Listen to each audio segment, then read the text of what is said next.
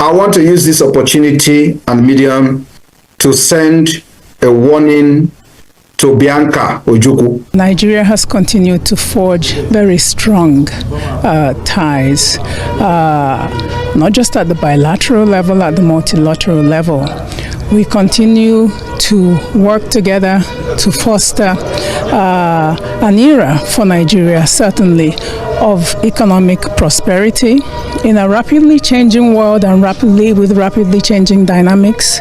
Nigeria continues to lead, especially in Africa, in fostering peace and security. And in this guise, we always seek the support and collaboration of the European Union. Of course, with Finland, luckily the ambassador that presented her letters of credence is very well versed in the area of trade. So we will be seeking also to strengthen our trade relations. We will be looking for new areas of collaboration. Of course, as you know, Nigeria is seeking a diversification of the economy, migrating from the oil sector to areas of agriculture, agro-allied products and agro-processing, the digital economy, renewable energy.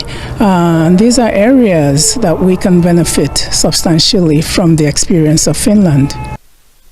All right, so I have seen some people come out on the internet space to say, Mrs. Bianca Ojukwu, you are doing this, you are doing that. Oh, so you want to betray your brothers. You want to do this, you want to do that. And when I saw all these videos, I laughed. Did you know why I laughed? The same laugh I laughed the day that Bianca Ojukwu was made the Minister of Foreign Affairs. I laughed. You don't know the work of Minister of Foreign Affairs, you don't know. What do you expect her to do? She's only doing the work she's been paid for. That is the work of Minister of Foreign Affairs. So, for accepting the work only means that she's ready to do whatever it takes and whatever the government wants. You don't get it? Come on. She's occupying the position of Minister of Foreign Affairs. So the government, actually wants something from her. The government wants her to prove herself by doing her work. The government wants her to, do that in which they want. And you think she's not going to do it? You know how much she's been paid? Hey, come on. See, no matter anything you do, your power no fit pass the power of God. Yes, no matter anything you do, your power no fit pass the power of God. You can only do and act like a human, but God will do and will act as God. Now, I want to remind you something. In fact, let me not say it. Let me allow you to watch the video. Please, just take your time and watch this video and see what our leader previously said about this whole issue. In case you are coming across this channel for the first time, please do well to subscribe to this channel, right? Because on this channel, I give you information of everything that is happening in Nigeria, in Biafra land, Oduduwa Republic, and even outside the country, all right? So please do well to watch this video and see what our leader previously said. The great Iroko of Biafra, which is her late husband, commanded Biafra armed forces. And of course, he was the president of Biafra during that 3 years of genocide. So we are not going to trade our freedom for anything political position, because a lot of people have expected me to react on the so-called frivolous appointment of Bianca Ojukwu. The reason I have not reacted is that it is not my business. And I believe it is none of Biafran's business. She is a politician. She believes in Nigeria, and that is her own choice. She's just one person, one woman with one vote. Today, you don't expect me to start reacting when 50 million Biafrans have consented to this Biafra government, giving this Biafra government consent and the authority to fight for their freedom. So who is Bianca Ojukwu? Only one person, one woman. So I don't want to waste my time, but it is very imperative that I bring this message to her. So long as she maintains her lane, mind her business as a politician under Nigeria, we don't have problem with her. But when we are going to have problem with her is when she used that position to fight against Biafra in any capacity. Then Simon Ekpa will change to whatever that will suit her, and then we will engage her in any way possible. For now, she can enjoy her appointment. I have no business and I have no issue with her appointment under Nigeria. Mr. President, the beautiful nominee standing before us. I said restrict yourself it is in the to the resume. Forget Mr. President. Forget this was beautiful. I said restrict yourself. It's in the CV, sir. Restrict yourself. She didn't put in the CV that she's beautiful. Yeah, Is that what she put? Where? It's in the CV. Where? The CV says beautiful Bianca. It's in the CV. Mr. President, Mr. President, Bianca Olivia Ojukwu Ojukwu is my sister from Ngwo, the local government of Enugu State. Mr. President, a golden fish have no hiding place, and that is why the President of the Federal Republic of Nigeria went and brought this woman who is very passionate about our country, who is very committed to see the growth of this nation, who will give all that is within her reach to make sure that this country gets to a greater height. Mr. President, you see, when Mr. President announced the nominees and put them in ministries where they are going to serve, it makes everything easier for us, because she is posted to where she has absolute confidence and competence, where she is going to make a huge impact to this country. She's a lawyer. You know, the question they used to ask, when will Biafra come? This question has always been what has been in the mind of the enemy for decades. They come like friends, they laugh, and at the end, the question is actually meant to mock the Biafra agitation in those days. My fellow Biafrans, today is Sunday. I would like to read the Bible today. I would like to read from the book of Ecclesiastes 7. The book of Ecclesiastes 7, I'm going to read from chapter 7, and I will read verse 7, and I will read 9. Ecclesiastes chapter 7, verse 7. Surely oppression maketh a wise man mad, and a gift destroyeth the heart. Number 9. Be not hasty in thy spirit to be angry, for anger rested in the bosom of fools. When you expect the Biafra government and myself to act on certain issues, we don't delve into things with our anger. We take our time. But when we start, the entire world will know that we have started. They used to ask you, when will this Biafra come? Mazi Nnamdi Kanu mentioned this in one of his broadcasts. Always there, when will this Biafra come? When will this Biafra come? That's a question that many, both the good and the bad, carried in their heart for decades. But that question now has an answer. The question finally has an answer. And the infinite answer will come on December 2nd, 2024.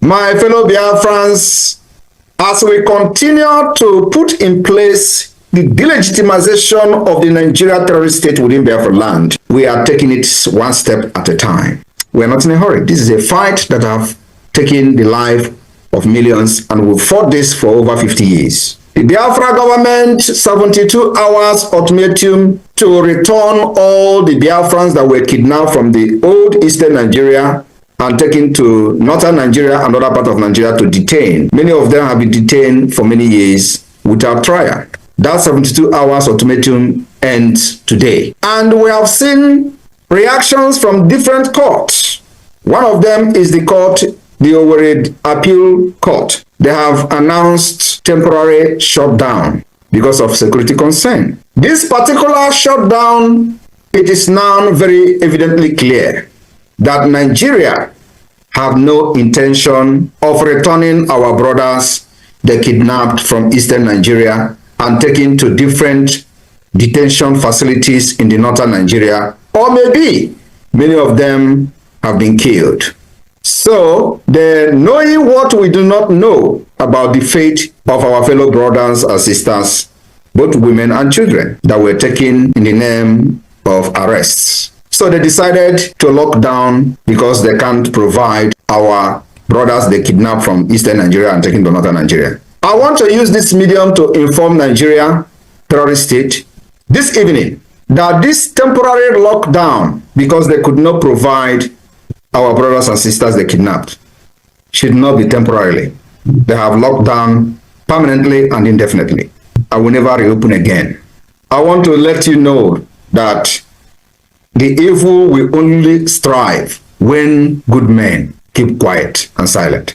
In the absence of good men, the evil men will always strive. Nigeria have shown to be evil for decades, and in all this evil of Nigeria, the good men have always been terrified, fear, and they remain silent for many years.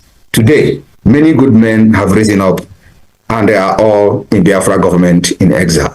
And so we are going to commit a great violence on this Nigeria state, because that's exactly what is going to restore peace. And it has started. We are going to delegitimize Nigeria institution by institution, step by step, organization by organization, government by government, and at the end, they will leave our land.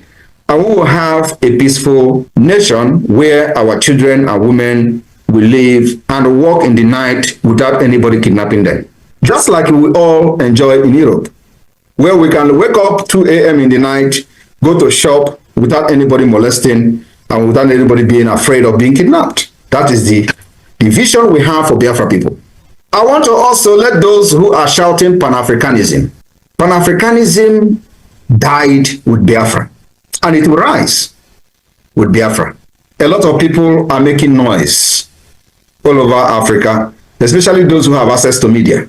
They say, oh, what do you have to say about Pan-Africanism? I have not actually took my time to address them. But today I will make, touch on Pan-Africanism. And I want you to look around yourself. Look around Africa. How many people do you see in government in any African country that is shouting Pan-Africanism? None. Only one. And he is called Malema, Julius Malema. Julius Malema is the only one in government shouting Pan-Africanism, but he is making a very terrible decision. His Pan-Africanism can never yield any result because it is a complete misplace of priority. You do not support evil because you have a platform. Julius Malema will be shouting Pan-Africanism, Pan-Africanism, but in as much as Arafat supported Mandela, that is not a reason to support terrorism against Israel. What happened on the 7th of October was a complete terrorist attack and must be differentiated. You must be able to differentiate terrorist attack and struggle for freedom. Malema, with his Pan-Africanism, refused to understand the difference between terrorism and fighting for freedom. Another person who is shouting for Pan-Africanism is Professor Lumumba. He is not in the government. So what am I trying to say? The only person that have a voice shouting Pan-Africanism today is Malema, and he is in the government of South Africa. So if you know that you actually love Africa and you really want Pan-Africanism to come to reality, there is a need for you to support Biafra, because that is where the Pan-Africanism will rise. You need people in the government that knows what Africa people need. And Biafra have young, vibrant men and women who will make that Pan-Africanism to become a reality. So if you don't support Biafra, your dream is dead and dead on arrival. My fellow Biafrans, December 2nd, we are going to make history. This December 2nd is sacrosanct. in the history of Biafra, as we are going to fulfill our destiny on that very day. The heaven and the earth will stand still to witness the occasion. The sun will bear witness, and the enemies will tremble before us as the world behold the emergence of the United States of Biafra on international stage. For decades, Biafra have stood firm, fearless, resilient, and unwavering against Nigeria, terrorism, and oppressors. Today, we on the brakes of the new era. We are ready to claim and reclaim our destiny and officially restore Biafra as an independent nation. This isn't just the culmination of journey. It is fulfillment of a dream that our ancestors and heroes set in motion long time ago, between 1967 and 1970. Their vision is now our reality, and every Biafran alive today is part of this historic legacy. Those of you in the United States that has made us to realize this dream up to this point, you are a hero and heroine of the Biafra nation. The Biafra Convention 2024, from November 29 to December 3rd, 2024, these days, Biafran from all over the walks of life will gather in Lahti, Finland, for a 5-day event that will mark the beginning of the new era for generations to come. This is more than just convention, and I'm telling you, the enemy are not happy. They have done everything thinking that Nigeria can control and can get anything they want. But today, we are not just outsmarting them. We are showing to them that not every country supports evil. It's a unification of a people reclaiming their identity, purpose, and future. The energy will be electrifying, historic, and the pride uncontainable as Biafrans come together to declare their restoration of their sovereignty. This monumental and historical event will showcase the symbol of our independence and identity, and here's what we have in stocks. For those who have been asking questions, what is this convention all about? You want to declare independence in a foreign land? We are not declaring independence in a foreign land. The independence of Biafra has already been declared. We are only restoring our lost sovereignty, just like the Lithuanians. The point is that the people don't read history. We are not going to be the first country to restore a lost sovereignty state. We will launch the Biafra National Identity Card and Passport during the Finland Convention. Finally, making every Biafran place and belonging official across the globe. We will unveil Biafra Ejema during this convention.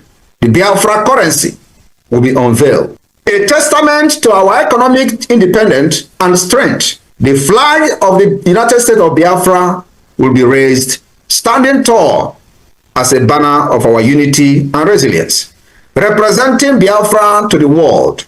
We also will adopt the Biafran Constitution during this convention, a document that enshrines our rights, principles, and governance for our new nation during this convention. We'll also present the map of the United States of Biafra officially, defining our rightful borders and land. It is not just a map. It's a declaration of our place in the world. My fellow Biafrans in the US, we have dignitaries that will embrace the convention in Finland. Powerful policymakers from different parts of the world will be present in Finland. Powerful speeches will echo throughout the event with delegates and key international figures voicing our shared struggle for freedom, resilience, and determination. And in a formal oral declaration of independence, of the restoration of the independence of Biafra, we will outline each vital aspect of our freedom step by step, solidifying our path to sovereignty state.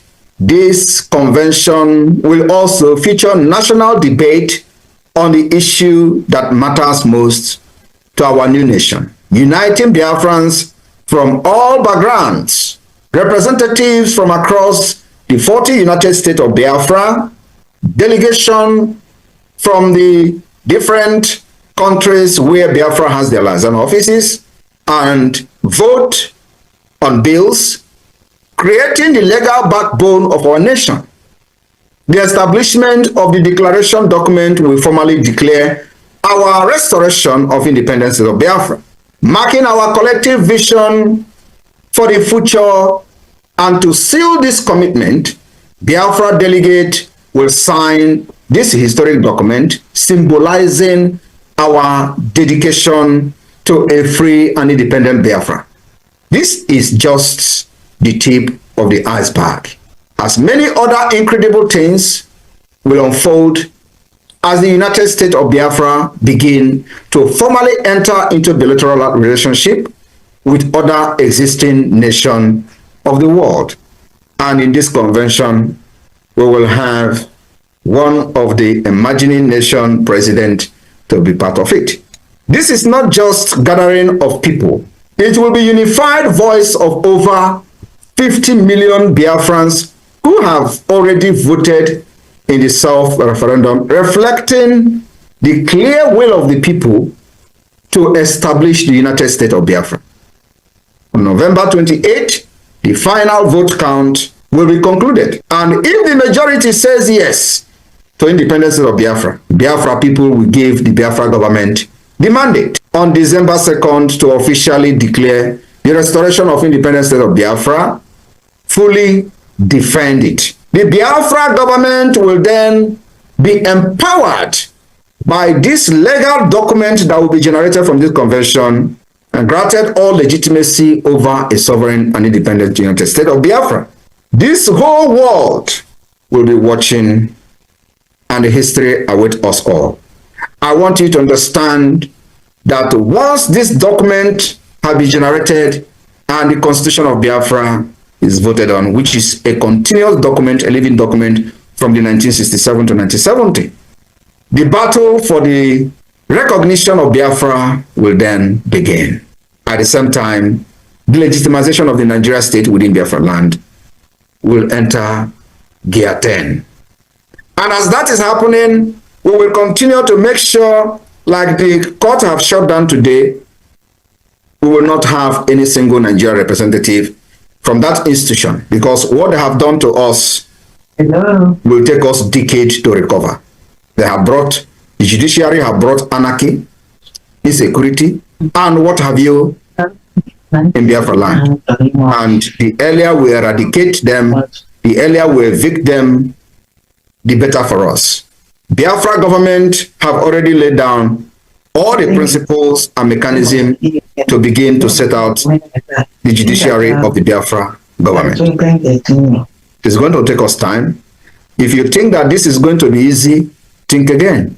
But let me tell you, we have every template, step by step. So what do you think? I keep laughing because, come on, some of these things I already know is going to happen. I know it's going to happen. So please just drop your comment on the comment section what you think about all this, right? Thank you and God bless you.